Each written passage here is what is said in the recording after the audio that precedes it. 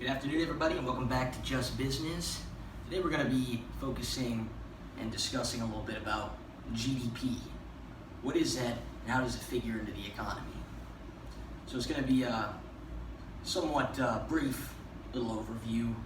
Of course, we'll dive into these in future videos, so keep on the lookout for that. Before we get started, if you could subscribe to my channel, it'd be greatly appreciated. As always, I know I keep asking.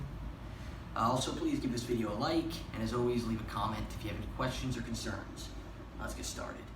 So, what is GDP? Well, it stands for Gross Domestic Product, and it's essentially the market value of all goods and services and prices in an economy. Well, why is this important? Well, it lets us know the productivity of an economy, how much money is being made, and how much money goods and services are bringing in. Lets us know about economic growth. Basically is a good indicator of how the economy is doing as a whole. So that's essentially the importance of GDP. Now, what does GDP consist of? Well, again, it's the market value.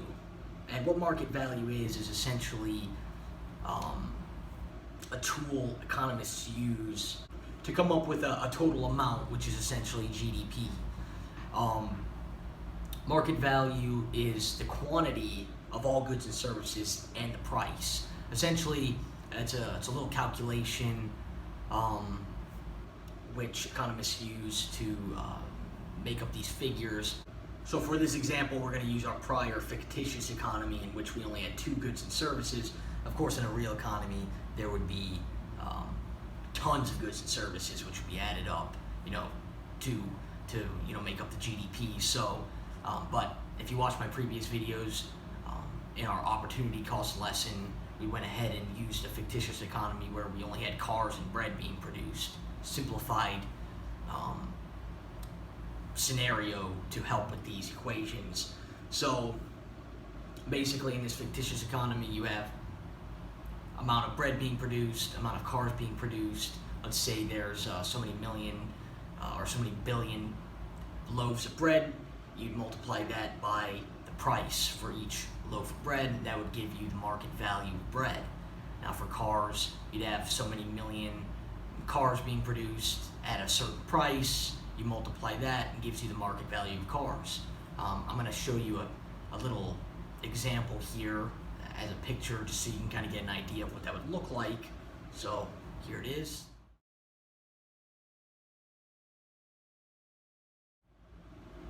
And as you can see, this would be a very long list for all the goods and services in the country. I mean, you can see how this would add up and would be quite in-depth given all the goods and services in the economy. So the majority of GDP in the country comes from services. This could be anything from health services, transportation, education, any kind of service you could think of, lawyers, electricians, even getting your hair cut, you name it. Services make up a good portion of our GDP here. Now, something important to remember for the calculation of GDP is only the market value of final goods and services. So what does that mean? So let's take an example of our car industry. So a car manufacturer, they have to get their tires from somewhere, their steel, their glass, their parts, everything they need to make a car. Well, that amount that's spent on those parts to make that final good, which is the car that you would buy, those parts are what's known as intermediary goods. Those are not included in the GDP calculation. Only the final good of the vehicle, which is put on the lot for you to buy, that's what's calculated in GDP. Now, this can be a little confusing to understand, but just remember that GDP is only the market value of final goods and services. That's a simplistic way to remember it. So another important thing to remember about GDP is that it stands for Gross Domestic Product. That means domestic. That means the only things that are calculated or included in the GDP are things that are domestically produced. So an American car sold in Japan, and that would be part of their GDP, not part of our GDP, even though we made it, it's an American made, and this could go for anything that may be sold overseas. That would not go towards our GDP, that would go towards their GDP, Japan's GDP, or Germany's GDP, you name it. So it's going to be just things that are domestically sold here. Also, another important thing to remember about GDP is it's only for a specific time period. So, for example, 2020's GDP. Things that are final goods and services that are bought this year would go towards this year's GDP. So, for example, if you went out and bought a used car from 2012 or 1995, well, that wouldn't be counted towards GDP. That's already been counted towards a prior GDP. So it's only new goods and services for that particular period of time in which the GDP is being calculated. So that's also very important to remember. So now that we kind of got a little overview of GDP, let's go ahead and take into consideration what GDP consists of. GDP consists of consumption, investment, government spending, and net exports. So to run through these real quick, consumption is essentially the largest part of GDP, and it's the purchase of goods and services which a household would make, excluding new housing. So new housing, if you go out and buy a new house this year, that is not counted towards the consumption aspect of GDP. That would actually be counted towards the investment aspect of GDP. And what investment is, well, it's not like going and investing in stocks or bonds. The investment aspect of the GDP is anything which a business would use to purchases a business would make in order to create a final good or product. So this could be tools, it could be Walmart building a new warehouse to house their supplies, it could be a new house. I know that sounds a little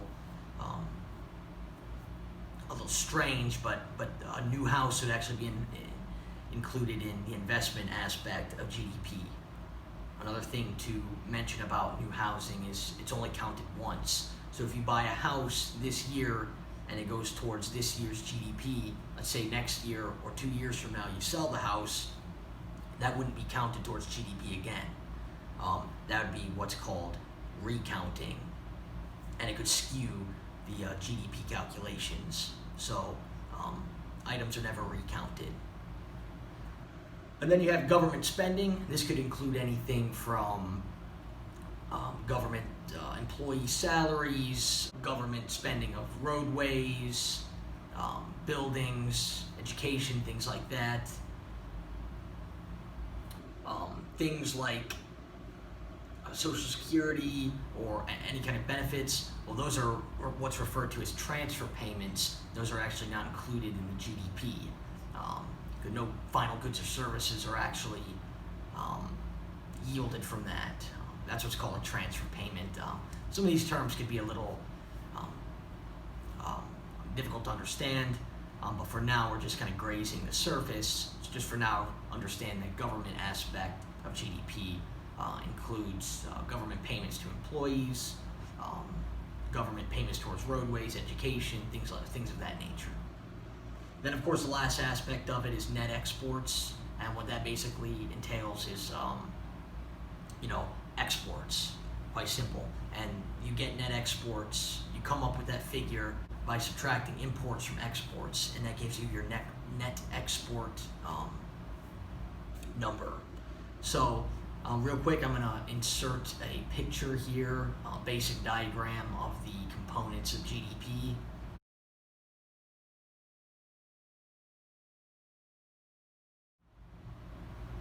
So as you can see there, that's kind of what GDP consists of. And then just real quick to kind of circle back to the consumption aspect. Again, this is the largest aspect of GDP. And again, this can include anything from a haircut to your cell phone bill, any kind of final good or service that you will purchase. That is what's included in the consumption aspect of GDP. So that's essentially a GDP in a nutshell there. So that's a brief overview of GDP. There's a lot that goes into it. In later videos, I would like to go over some different aspects of GDP. Real GDP, the adjusted for inflation, calculating growth rates, things of that nature. Those are very important when dealing with GDP, and they can give economists a better view of how the economy is doing and what kind of inflation rates, unemployment rates, you name it.